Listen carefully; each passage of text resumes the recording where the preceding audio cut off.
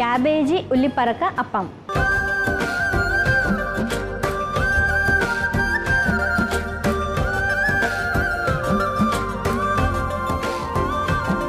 మరి తయారు చేసేదానికంటే ముందర కావాల్సిన పదార్థాలు ఏంటో చూసేద్దాం. క్యాబేజ్ ఉల్లిపరక అప్పం తయారు చేసుకోవడానికి కావాల్సిన పదార్థాలు: క్యాబేజ్ తురుము, ఉల్లిపరక, నూనె, బియ్యం పిండి, శనగపిండి, ధనియాల పొడి, జీలకర్ర పొడి, పసుపు, వెల్లుల్లి ముక్కలు, అల్లం ముక్కలు, సైంధవ లవణం, పచ్చిమిర్చి ముక్కలు, కారం. కావాల్సిన పదార్థాలు తెలుసుకున్నాం కదా. ఇప్పుడు ఎలా తయారు చేయాలంటో జాగ్రత్తగా చూడండి, మీరు కూడా తయారు చేసుకొని తీసుకోండి. సో ముందుగా ఏం చేద్దాం? ముందుగా మనం ఏం చేద్దామంటే, మనం క్యాబేజ్ చక్కగా తురిమి పెట్టేసుకున్నాం కదా. సో ఉల్లిపరక ముక్కలు ఇవన్నీ కూడా ఒక్కొక్కటి మనం అన్ని కలిపేసుకున్నాం. ఓకే, సో అన్ని ఇంగ్రీడియంట్స్ అన్ని కూడా ఒక బౌల్లో వేసి కలుపుకుందామా? ఓకే, చూస్తున్నారు కదా ఇక్కడ మనం ఆల్రెడీ కూడా ఇలాగా క్యాబేజీ తురిమి పెట్టుకున్నాం. అంటే మామూలుగా సలాడ్స్లో వాటిలో ఎలా అయితే తయారు చేసుకుంటామో అలా కట్ చేసుకొని పెట్టుకున్నాము. సో అలాగా ఈ క్యాబేజీ తురుముని వేసేసుకుందాము. దాంట్లోనే ఉల్లిపరక కూడా ఇప్పుడే వేయమంటారా? సో ఒక కప్పు క్యాబేజీ, ఒక పెద్ద కప్పు క్యాబేజీ తురుము తీసుకుంటే ఒక చిన్న కప్పు ఉల్లిపరక వేసేసుకుంటున్నాము. అలాగే దాంట్లోనే అల్లం ముక్కలు 1 టీ స్పూన్ వేసుకున్నాం. 1 స్పూన్. ఓకే, 1 స్పూన్ అల్లం ముక్కలు, 1 స్పూన్. ఇది ఆల్రెడీ వెల్లుల్లి ముక్కలు వేసేద్దాం. 1 స్పూన్ ఉన్నాయి కాబట్టి మనం వెల్లుల్లి ముక్కల్ని వేసేసుకుందాం. అలాగే సో దాంట్లో కొద్దిగా పసుపు. ఎంత వేయమంటారు? కొంచెం జస్ట్ కలర్ కోసమా? పావు స్పూన్ పసుపు. అలాగే పచ్చిమిర్చి ముక్కలు కూడా మొత్తం వేసేయండి. సో ఒక 3 పచ్చిమిర్చీలు చిన్న చిన్న ముక్కలుగా కట్ చేసుకొని పెట్టుకున్నాం కాబట్టి ఇవి మొత్తం కూడా మనం వేసేసుకోవచ్చు. దాంతోపాటు ఇప్పుడు శనగపిండి మొత్తం వేసేనా?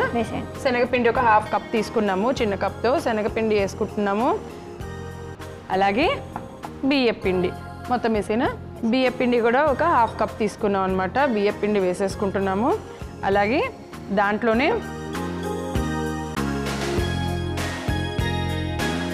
సైంధవ లవణం తగినంత, అప్పాలకి తగినంత సైంధవ లవణం అనమాట.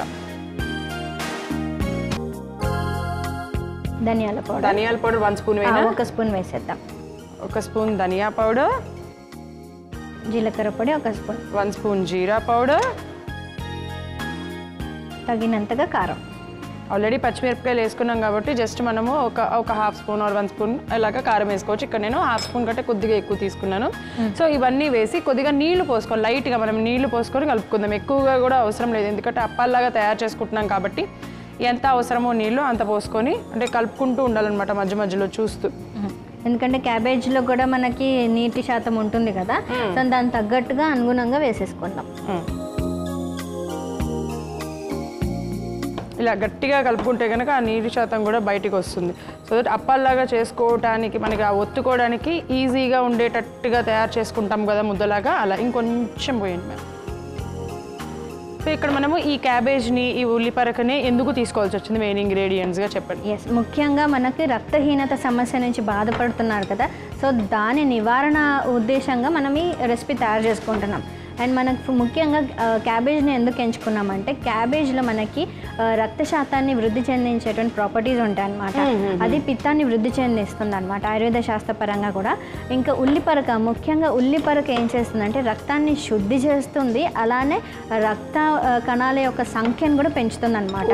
అందుకనే ముఖ్యంగా అర్షమూలలు బాధపడుతున్న వారందరికీ కూడా ఉల్లిపరక రసాన్ని రోజు తీసుకున్నట్లయితే వాళ్ళకి ఆ హెమరాయిడ్స్ బాధ ఏదైతే ఉందో తగ్గిపోతుంది. అండ్ బ్లడ్ సర్క్యులేషన్ బాగుంటుంది. సో బ్లడ్ సర్క్యులేషన్ బాగుంటే హెమరాయిడ్స్, పైల్స్ ఇవన్నీ సమస్యలు రాకుండానే ఉంటాయి ముఖ్యంగా. అండ్ రక్తం సరైన క్వాంటిటీలో ఉన్నట్లయితే మన కాంపోజిషన్లో మనకి ఈ లక్షణాలు, ఈ సమస్యలు కూడా రావన్నమాట. ఇప్పుడైతే కనుక మనము ఇలా కలిపేసుకొని పెట్టుకున్నాం చూసారు కదా. సో మనకి ఇలాగా ఒక ముద్దలాగా తయారు చేసుకునే విధంగా ఉంది కదా. ఇలా పిండి కలుపుకొని తయారు చేసుకొని పెట్టుకోవాలన్నమాట. దీన్ని మనం ఇక్కడ పెట్టేసుకొని ఇప్పుడు స్టవ్ ఆన్ చేసి ప్యాన్ పెట్టేసుకుందాం.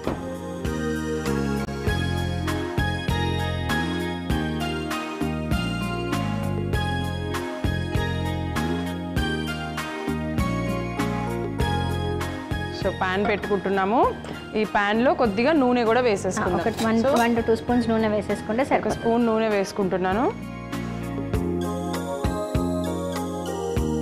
సో ఇంకొక స్పూన్ కూడా వేద్దాము.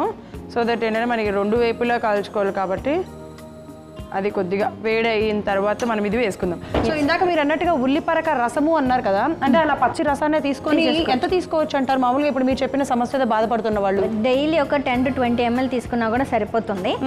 సో హెమరాయిడ్స్ పైల్స్ నుంచి వాళ్ళ సమస్య బాధపడుతున్న వాళ్ళకి విముక్తి కలుగుతుంది.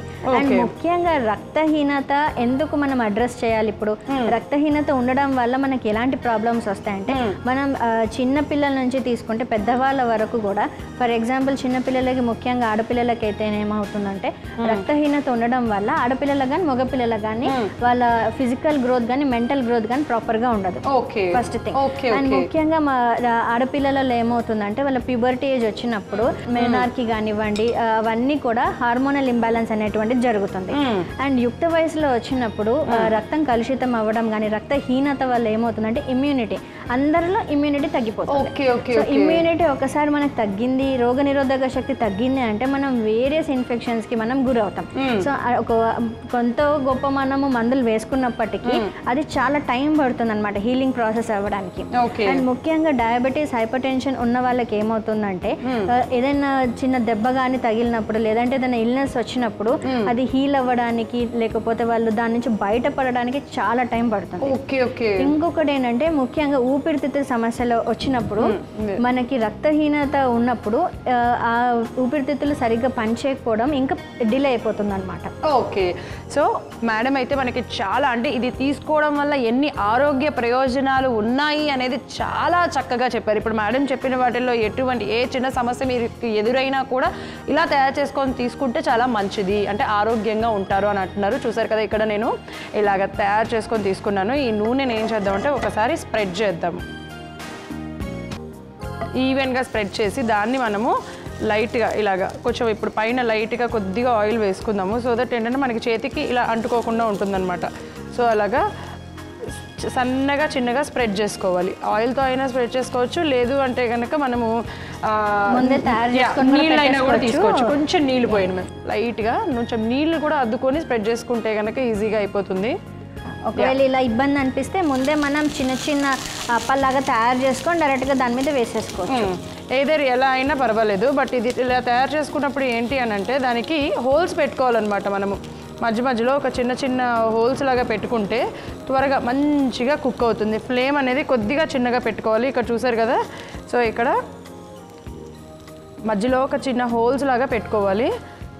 ఇలా పెట్టుకొని తయారు చేసుకోవాలి. మనం ఫ్లేమ్ అనేది చిన్నగా పెట్టుకొని మూత పెట్టేసుకొని ఇలాగా అప్పాలు తయారు చేసుకోవాలి. కేవలం ఒక సైడే కాదు, రెండు వైపులా కూడా చక్కగా కాల్చుకున్నట్లయితే లో ఫ్లేమ్ మీద రెండు సైడ్స్ మంచిగా ఉడుకుతుంది. దీన్ని తీసుకోవడం వల్ల ఆరోగ్యానికి కూడా ఎంతో ఉపయుక్తకరంగా ఉంటుంది. అంతేకాకుండా రుచి కూడా బాగుంటుంది. చిన్నపిల్లల నుంచి పెద్దవాళ్ళ వరకు అందరూ ఇష్టంగా కూడా తింటారు. సో తప్పకుండా ఇలా ట్రై చేయండి. మరి ఇది రెండు సైడ్లా కూడా మనం కాల్చుకుందాము. సో మరి ఒక సైడ్ కాలిందో లేదో చూద్దాము.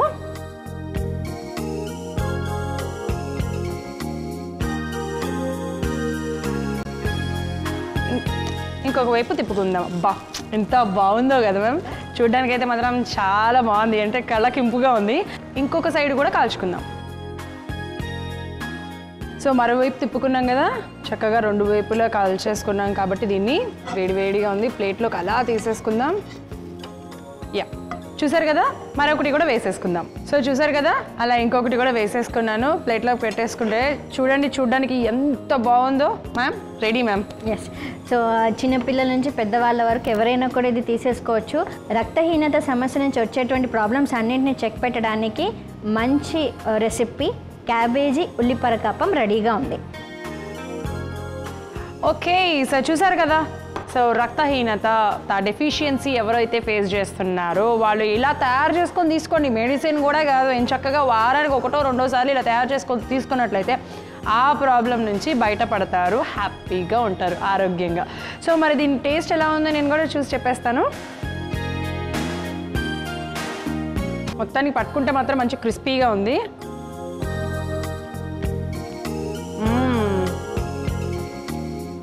చాలా చాలా చాలా చాలా బాగుందన్నమాట. చాలా టేస్టీగా ఉంది, అన్ని పర్ఫెక్ట్గా సెట్ అయిపోయినాయి. అఫ్కోర్స్ ఆ క్యాబేజ్ అండ్ ఆ ఉల్లిపరక ఫ్లేవర్ అయితే మరింత ఎన్హాన్స్, అంటే చాలా బాగుంది, టేస్ట్ అనేది చాలా బాగుంది. సో తప్పకుండా ట్రై చేసేసేయండి.